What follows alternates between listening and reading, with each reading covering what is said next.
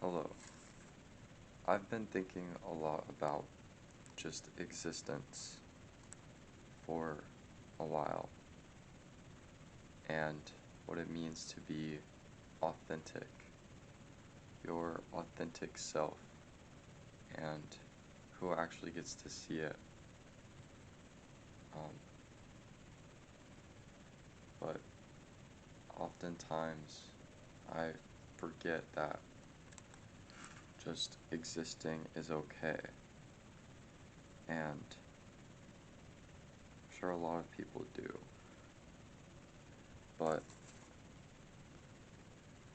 I know for me at least, and a lot of social situations, especially, there always seems to be some sort of underlying constant pressure, whether you realize it or not. Because I know for me at least, like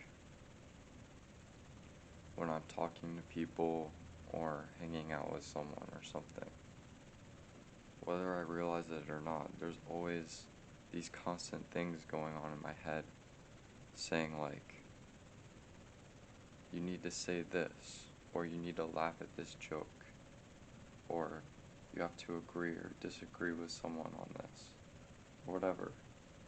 But there's always going to be like some sort of thing going on in your head.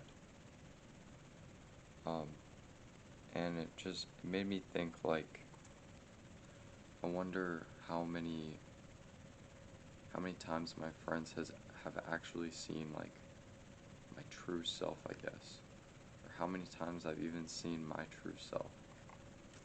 Um, I don't know, but I think about it a lot. Um, and recently I realized I was hanging out with my friends and I started to feel this pressure again, like um, I needed to do something, or yeah, I had this sort of obligation to act a certain way because I was hanging out with them. And then later, I was by myself and I felt a lot more comfortable. And no, that doesn't mean I don't like my friends. I love my friends. I'm so happy I have so many friends.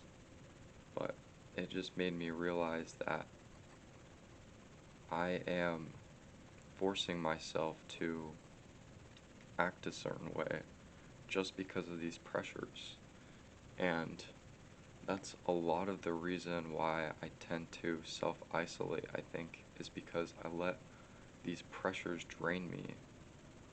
Um, but there's an easy fix, like, really, and it's just forget about the pressures.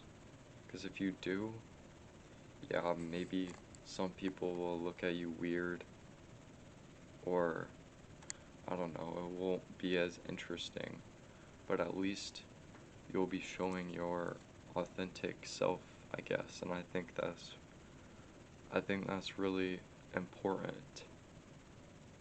That if you're more authentic by yourself, then like why does it even why even bother with friends if you're not gonna be your true self?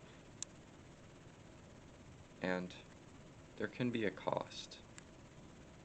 If you do decide to start being your authentic self, some of your friends may drift away, realizing they're not exactly who you thought they were.